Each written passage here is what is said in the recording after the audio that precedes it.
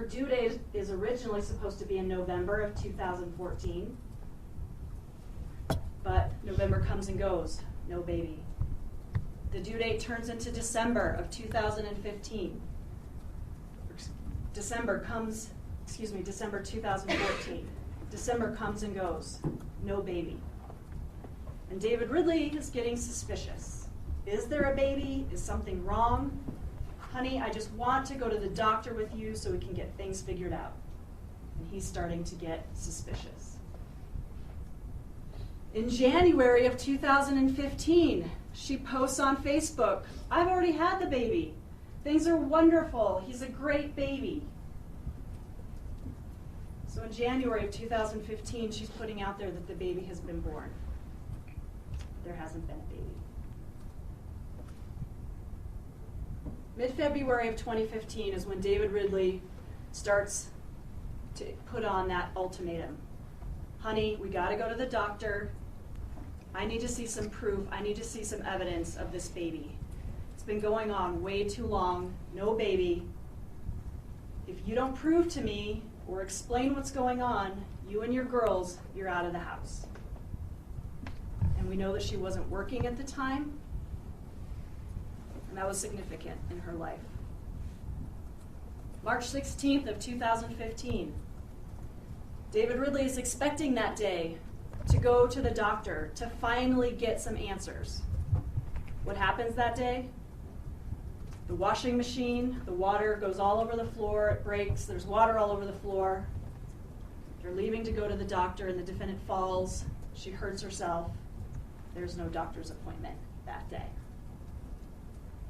We know on March 16th of 2015 that she's Googling, what happens to your cervix after birth? She knows time is running out, and she's trying to figure out what she needs to do to cover her tracks.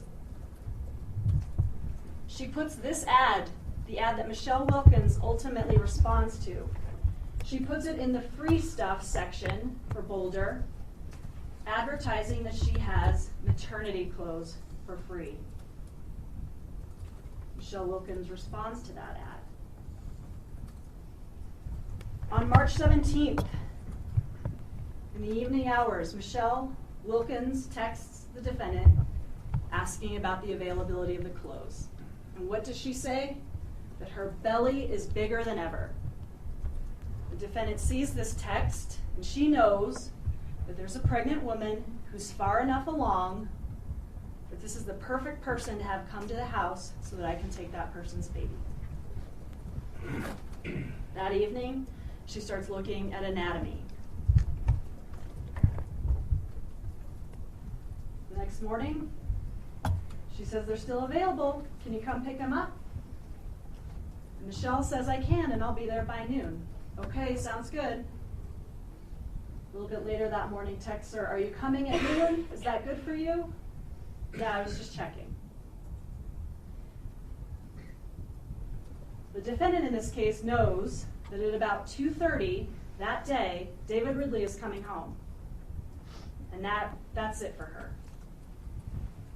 When he comes home that day, if she doesn't have a baby or some plausible explanation for what happened, she's going to be out. So she wants to make sure that Michelle Wilkins is there by noon so that she has enough time to get her baby and to clean up. And then we know that Michelle gets there a little bit before noon on March 18th. So look at all of her actions before March 18th and before the attack that tells you what she was thinking and what she had in her mind about what she had to do and what she needed to do to satisfy David Ridley. Now we get to the attack. Michelle Wilkins gets there a little bit before noon, and they talk for a long time, looking at clothes, talking about various things, holding the bunny.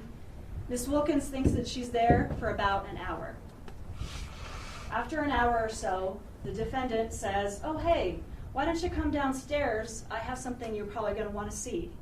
And so she lures Michelle down into that basement.